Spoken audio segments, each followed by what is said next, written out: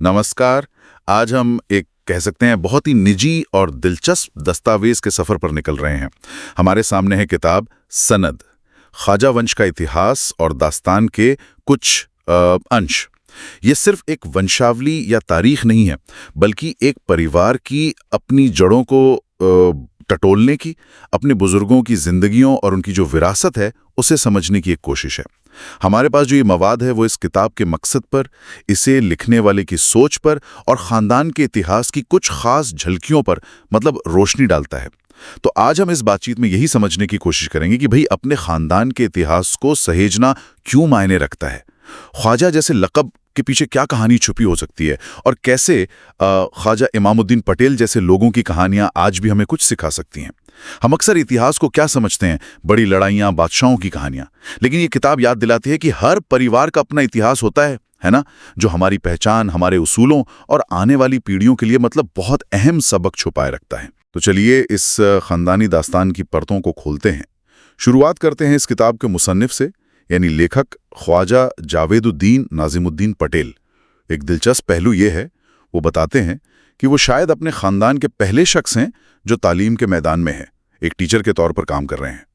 वो अपने एक उस्ताद प्रोफेसर मुरलीधर रामराव जाधव सर का शुक्रिया भी अदा करते हैं, जिन्होंने उनमें पढ़ने और सीखने का शौक जगाया। हाँ, और ये शौक उन्हें एक बहुत गहरे सवाल तक ले गया। जैसा वो लिखते भी हैं, उनके जहन में ये ख्याल आया कि जो इल्म उन्होंने हासिल किया है, क्या वो मतलब सिर्फ उन्हीं तक महदूद रहना चाहिए या फिर इसे अपने खानदान, अपनी आने वाली नस्लों तक पहुंचाना उनकी एक जिम्मेदारी है। यहीं से असल में इस किताब की बुनियाद पड़ी। बुजुर्गों की बातें सुनना, इतिहास पढ़ना, इन सब ने उन्हें ये एहसास दिलाया कि भाई अपने अतीत को समझे बिना एक मजबूत मुस्तकबिल की तामीर वो मुश्किल है। तो ये किताब सिर्फ मालूमात जमा करना नहीं हुई, बल्कि एक तरह से पुल बनाने की कोशिश है गुजरे हुए कल और आने वाले कल के बीच। बिल्कुल, उनका मकसद साफ तौर पर यही है कि आने वाली पीढ़ियों को उनके बुजुर्गों से जोड़ा जाए, उन्हें ये बताया जाए कि वो किनकी औलाद हैं, उनकी जड़ें कहाँ हैं। ये महज नाम और तारीखें नहीं है, बल्कि उन बुजुर्गों की सोच, उनके काम, उनकी कुर्बानियों को जिंदा रखने की एक कोशिश है। ये एक तरह से अपनी विरासत को अगली नस्ल के हाथ में सौंपना है ना? और इसका आगाज मतलब शुरुआत कैसे हुई? ये पूरी किताब लिखने का ख्याल कैसे बना? ये भी दिलचस्प है। असल में इरादा तो सिर्फ एक शिजरा यानी फैमिली ट्री बनाने का था, लेकिन जैसे जैसे जानकारी मिलती गई, परतें खुलती गईं, तो ये महसूस हुआ कि अरे, ये तो सिर्फ चंद नामों की फहरिस्त नहीं है, ये तो एक पूरी दास्तान है जिसे सुनाया जाना चाहिए। लेखक खुद मानते हैं कि शुरू में उन्हें अपने पुरखों के बारे में ज्यादा कुछ पता नहीं था, न कोई लिखा हुआ शिजरा था, न कोई खास दस्तावेज। फिर किसी तरह वो बताते हैं सुजाउद्दीन भाई की जमा की हुई कुछ मालूमात हाथ लगी और एक पुरानी सनद के बारे में पता चला, जो जागीर यानी जमीन जायदाद से जुड़ा एक अहम दस्तावेज था। वहीं से सफर फिर आगे बढ़ा। अच्छा, यहाँ एक सवाल उठता है, क्या इस तरह अपने खानदान का इतिहास लिखना कहीं ये एक तरह की खानदान परस्ती या मतलब दूसरों से खुद को अलग समझने जैसा नहीं है? लेखक ने इस बारे में कुछ कहा है क्या? हाँ, लेखक ने इस नुक्ते को बहुत साफ किया है। वो जोर देकर कहते हैं कि उनकी ये कोशिश खानदान परस्ती फैलाने या उम्मत में मतलब मुसलमानों में तफरका भेद डालने की बिल्कुल नहीं है, बल्कि वो एक पुरानी कहावत का हवाला देते हैं कि भलाई की शुरुआत अपने घर से होनी चाहिए, अपने घर में अंधेरा और दूसरों को रोशनी देना नादानी है। उनका असल मकसद अपने बुजुर्गों की नेकियां, उनकी दीन की खिदमत, खास तौर पर दावत दीन यानी दीन का पैगाम फैलाना और उनका जो सूफियाना मिजाज था, उनका रास्ता था, उसको महफूज करना है। वो ख्वाजा निजामुद्दीन परदादा जैसी शख्सियतों का जिक्र करते हैं जिनकी बातें और जिंदगी के वाकयात संभालने लायक हैं। तो मकसद विरासत को संभालना हुआ, ना कि खुद को दूसरों से बड़ा दिखाना। बिल्कुल सही कहा। और इसी सोच के साथ लेखक अपनी बात काफी मतलब विनम्रता से रखते हैं। वो कहते हैं कि भाई मैं कोई बड़ा अदीब या मुअर्रिख यानी इतिहासकार नहीं हूँ, बस जो हकीकत मुझ तक पहुंची उसे ईमानदारी से बयान करने की कोशिश कर रहा हूँ। उन्होंने इसे समंदर को प्याले में भरने जैसा मुश्किल काम भी बताया है और वो अपनी किसी भी मुमकिन गलती के लिए पहले ही माफी भी मांगते हैं और एक हदीस का हवाला भी देते हैं कि अगर किसी में 99 बुराइयां हो और एक अच्छाई, तो उस एक अच्छाई को देखना चाहिए, ये रवैया आप देखें तो इस काम की संजीदगी और नेक नियति को दिखाता है। चलिए, अब उस लक़ब पर आते हैं जो इस खानदान से जुड़ा है, ख्वाजा। ये सिर्फ एक नाम नहीं लगता, इसमें एक वजन सा, एक इतिहास सा महसूस होता है। इसका मतलब क्या है? ये कहाँ से आया है? आपने बिल्कुल सही महसूस किया। ख्वाजा सिर्फ एक नाम नहीं है, बल्कि फारसी जबान का एक बहुत कह सकते हैं मोहतरम और कदीमी यानी प्राचीन लक़ब है। इसके कई मतलब हैं, मालिक, सरदार, आका, हाकिम। लेकिन इसका एक खास और अहम मतलब सूफी परंपरा से जुड़ा है। सूफी सिलसिलों में ये उन बुजुर्गों के लिए इस्तेमाल होता है जो रूहानियत, इल्म और रहनुमाई में बहुत ऊंचा मकाम रखते हैं।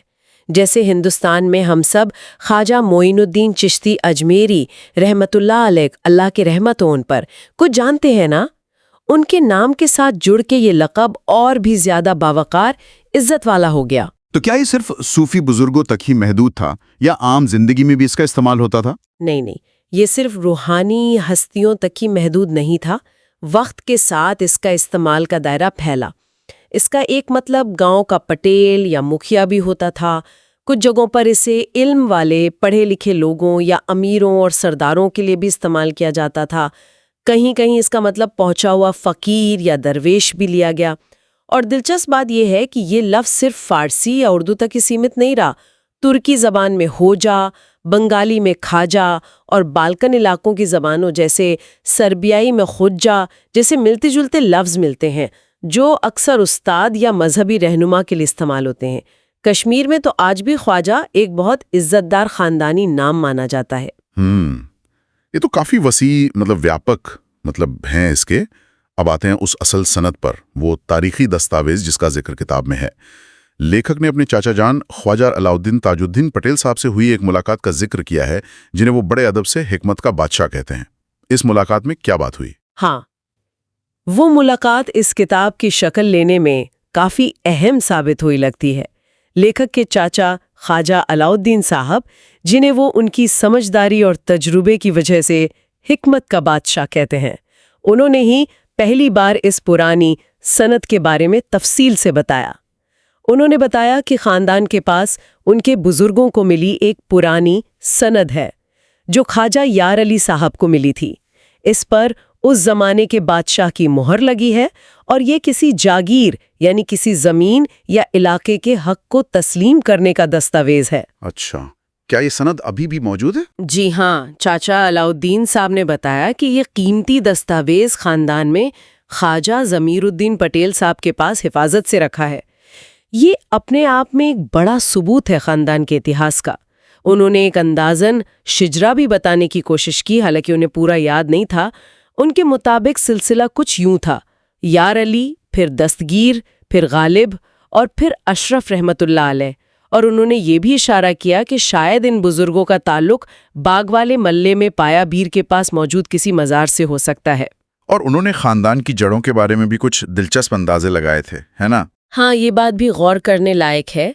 चचा अलाउद्दीन साहब ने महसूस किया कि खानदान की ज़बान बोलने के लहजे में हैदराबादी असर नुमाया है, साफ दिखता है। साथ ही उन्होंने याद किया कि पहले के बुजुर्ग लंबा पजामा और कुर्ता पहना करते थे, जो उस इलाके का पहनावा हो सकता है। तो इन दो बातों से उन्होंने ये अंदाज़ा लगाया कि शायद खानदान के बुजुर्ग असल में हैदराबाद से हिजरत करके वहाँ से आकर यहाँ बसे होंगे। हालांकि ये सिर्फ एक अंदाज़ा है, लेकिन इस तरह की छोटी छोटी कड़ियाँ ही अक्सर बड़े तारीखी राज खोल देती हैं। ये दिखाती हैं कि कैसे ज़बान, लिबास और रहन सहन की मामूली बातें भी हमारी जड़ों की तरफ इशारा कर सकती हैं। बिल्कुल, ये छोटी बातें ही इतिहास को एक इंसानी चेहरा देती हैं। अच्छा, अब कहानी एक और दिलचस्प मोड़ लेती है। हम एक और शख्सियत के बारे में जानेंगे, ख्वाजा इमामुद्दीन पटेल साहब, और उनके जरिए इस्लामपुर गांव के दोबारा आबाद होने की दास्तान सुनेंगे। ये वाकई हिम्मत, हौसले और समाज सेवा की एक मिसाल लगती है। हाँ, ये वाकई एक कह सकते हैं असाधारण कहानी है। जरा तसव्वुर कीजिए, इस्लामपुर नाम का गांव जो कभी खुशहाल और आबाद रहा होगा, वक्त की गर्दिश में बिल्कुल वीरान हो गया। लोग घर बार छोड़कर कहीं और चले गए, खेत बंजर हो गए, गलियां सुनसान। सतपुड़ा पहाड़ों के दामन में बसा ये इलाका एकदम उजड़ चुका था और जो थोड़ी बहुत हरियाली बची थी वो जंगली जानवरों का बसेरा बन गई थी। और ऐसे हालात में ख्वाजा इमामुद्दीन पटेल साहब ने क्या किया, ये जानना अहम है। उन्होंने इस वीरानी में उम्मीद का बीज बोया। वो सामने आए और उन्होंने लोगों को वापस लौटने और गांव को फिर से बसाने की दावत दी। लेकिन ये सिर्फ जुबानी दावत नहीं थी।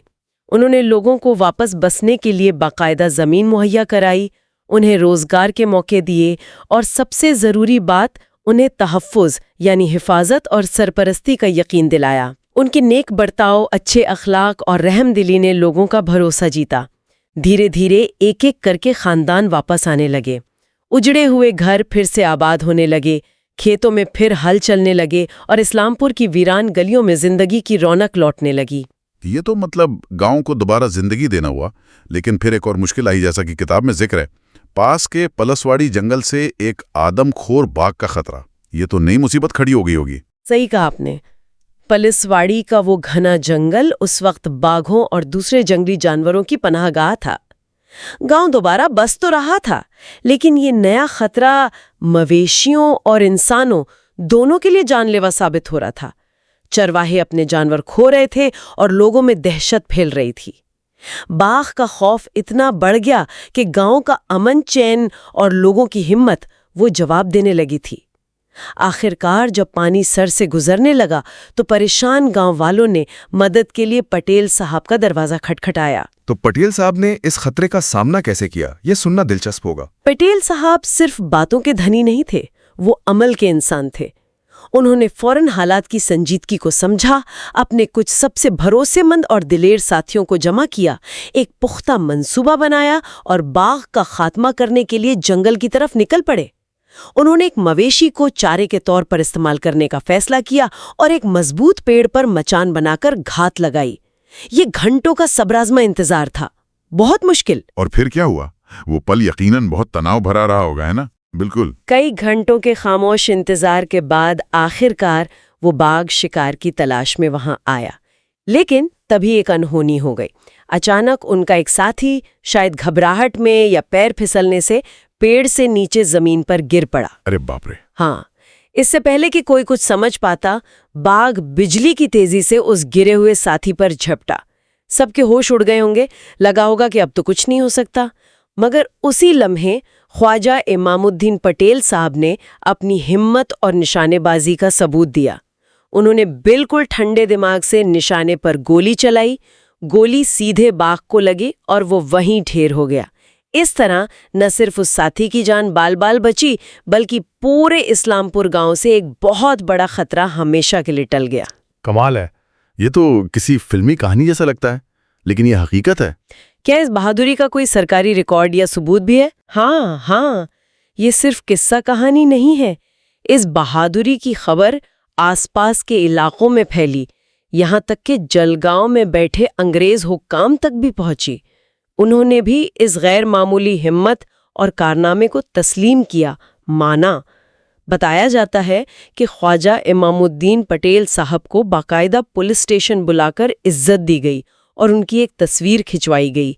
किताब के मुताबिक वो तस्वीर आज भी उस वाक़े की यादगार के तौर पर मौजूद है। ये सिर्फ एक तस्वीर नहीं, बल्कि इस बात का सबूत है कि वो अपनी कौम, अपने लोगों की हिफाजत के लिए अपनी जान तक दांव पर लगाने से नहीं हिचकिचाते थे। इस एक वाक़े ने यकीनन इस्लामपुर की पहचान पर बहुत गहरा असर डाला होगा। यकीनन इस वाक़े के बाद इस्लामपुर महज एक दोबारा बसाया गया गांव नहीं रहा, बल्कि वो हिम्मत, यकजहती यानी एकता, लीडरशिप और खिदमत खल्क यानी जनसेवा की एक जीती जागती मिसाल बन गया। ख्वाजा इमामुद्दीन पटेल साहब ने गांव को सिर्फ एक जंगली जानवर के खतरे से नहीं बचाया, बल्कि उन्होंने उसे इंसानियत, भाईचारे और हौसले के उसूलों पर खड़ा किया। उनकी ये कहानी आज भी लोगों को हिम्मत देती है। ये सिखाती है कि कैसे एक अकेला शख्स भी मजबूत इरादे से पूरी तस्वीर बदल सकता है। जैसा कि किताब में कहा गया है, एक शख्स उठा और उजड़े कारवां को फिर से आबाद कर गया। ये चिरागे हिम्मत था जो आज भी रोशनी बांट रहा है। तो इस सारी गुफ्तगू को अगर समेटें तो क्या सामने आता है? हमने देखा कि खानदानी इतिहास, जैसे इस सनद किताब में दर्ज है, ये महज गुजरे वक्त का लेखा जोखा नहीं है। ये एक आईने की तरह है जिसमें हम अपनी जड़ें, अपनी पहचान देख सकते हैं। हमने ख्वाजा जैसे लक़ब के गहरे और कई मायने समझे और ये भी देखा कि कैसे इस खानदान के बुजुर्गों ने रूहानी जिंदगी के साथ साथ दुनियावी मैदान में भी अहम किरदार निभाया, चाहे वो दावत दीन का काम हो या इस्लामपुर जैसे गांव को दोबारा बसाने और बचाने का। बिल्कुल, और ये कहानियां सिर्फ उस खानदान के लिए अहम नहीं है। ये हमें विरासत, जिम्मेदारी, मुश्किल हालात में हिम्मत दिखाने और आने वाली नस्लों के लिए एक मिसाल कायम करने जैसे बड़े और आफाकी मतलब यूनिवर्सल मौज़ूआत से जोड़ती हैं। ये लेखक ख्वाजा जावेदुद्दीन पटेल के उस मकसद को भी ताकत देती हैं जिसमें उन्होंने उम्मीद जताई थी कि ये दस्तावेज लोगों में समझ, सब्र और सही फैसले लेने की सलाहियत पैदा करने का जरिया बने। ये दास्तानें सिर्फ अतीत का बयान नहीं है, ये मुस्तकबिल के लिए रहनुमाई के इशारे भी हैं। और आखिर में एक सवाल सबके सोचने के लिए छोड़ जाते हैं। अगर हम में से हर कोई अपने खानदान की कहानियों को, चाहे वो कितनी ही छोटी, मामूली या बिखरी हुई क्यों ना लगे, जानने, समझने और उन्हें सहेजने की कोशिश करें, तो क्या इससे हमारे अपने वजूद को देखने का नजरिया बदल सकता है? क्या अपनी जड़ों की ये तलाश हमें आज की उलझी हुई जिंदगी में रास्ता दिखाने वाली कोई ऐसी रोशनी दे सकती है जिसकी शायद हमने उम्मीद भी ना की हो?